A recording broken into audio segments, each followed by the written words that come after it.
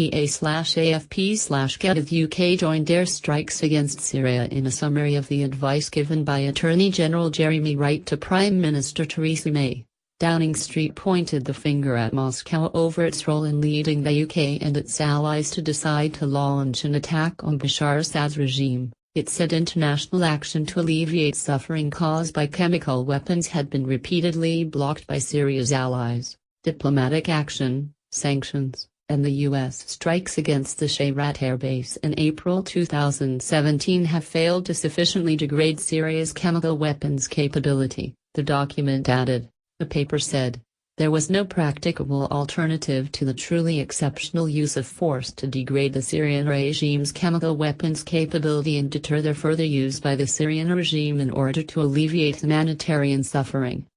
UK Ambassador to the UN Karen Pierce insisted the government was certain of its legal case. The Note 10 paper said the UK met 3 demands under international law: that there is convincing evidence of extreme humanitarian distress, there is no practicable alternative to the use of force, and the action is necessary and proportionate, had been met.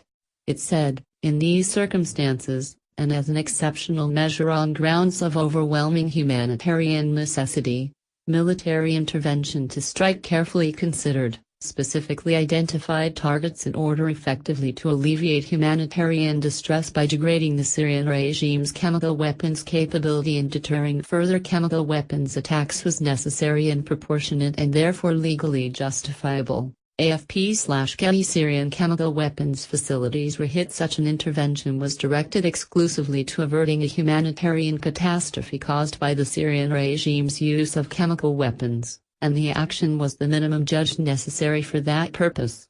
Russia has branded the strikes, which saw the UK, US and France join forces to fire more than 100 missiles on alleged chemical weapons facilities, lawless.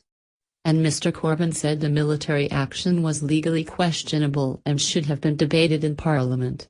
He said today, bombs won't save lives or bring about peace. This legally questionable action risks escalating further, as U.S. Defense Secretary James Mattis has admitted, an already devastating conflict and therefore makes real accountability for war crimes and use of chemical weapons less, not more likely.